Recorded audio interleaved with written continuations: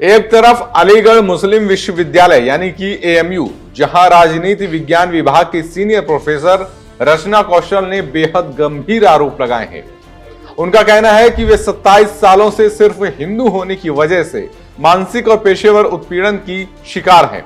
Professor का दावा है कि उनसे कहा गया कि तुम हिंदू हो, बीएचयू चली जाओ। इतना ही नहीं, उन्होंने ये भी आरोप लगाया कि मुस्लिम छात्रों के एडमिशन को प्राथमिकता दी जाती है और हिंदू छात्रों की अनदेखी होती है। वहीं एएमयू के डीन इन आरोपों को निराधार बता रहे हैं। डीन का कहना है कि प्रोफेसर रचना को कुछ निजी नाराजगी है और उन्होंने वीसी से भी शिकायत की है। यानी एक तरफ आरोप है और दूसरी तरफ उस आरोप का खंडन भी है। लेकिन सवाल यह है कि अगर सब कुछ ठीक था तो मामला इतना बड़ा क्यों बन गया? लगातार मामला तूल पकड़ता हुआ क्यों नजर आ रहा है? क्यों अब ये मामला जांच के दायरे में पहुंच चुका है? एक तरफ तो प्रोफेसर इस धार्मिक उत्पीड़न का शिकार हैं, तो वहीं दूसरी तरफ जम्मू कश्मीर के वैष्णो देवी मेडिकल कॉलेज में छात्रों ने धार्मिक भेदभाव का भी गंभीर आरोप लगाया है। और ये सिर्फ आरोप नहीं था, इस मामले पर कार्रवाई भी हुई है। यहाँ एमबीबीएस की मान्यता रद्द कर दी गई है।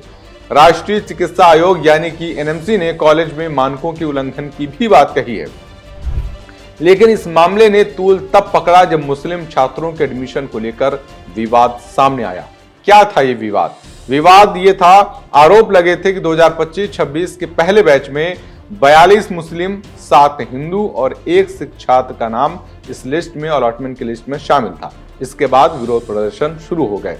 कहा गया कि सीट बंटवारे में भेदभाव हुआ है और इस पूरे प्रदर्शन का नतीजा ये हुआ कि कॉलेज की मान्यता रद्द कर दी गई और छात्रों को दूसरे कॉलेज में शिफ्ट किया जा रहा है। अब इस दोनों मसलों को लेकर तमाम सवाल पैदा हो रहे हैं। सवाल ये है कि आखिरकार इन सब मामलों में गलती किसकी है और सजा किसको मिल रही है? एएमयू में सवाल उठ रहा है कि शिक्षक को उसके धर्म के आधार पर कैसे देखा जा रहा है। वैष्णो देवी मेडिकल कॉलेज में छात्र अपने धर्म के कारण विवाद में क्यों फंसते हुए नजर आ रहे हैं?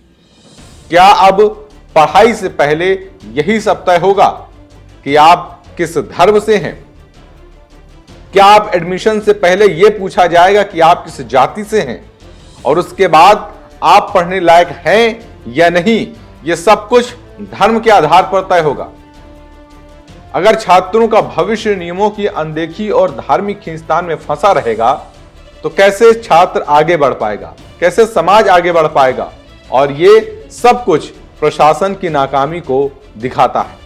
और अगर हर विवाद में पहला चश्मा धर्म का ही पहना दिया जाएगा तो फिर किस तरीके से शिक्षा व्यवस्था दुरुस्त हो पाएगी?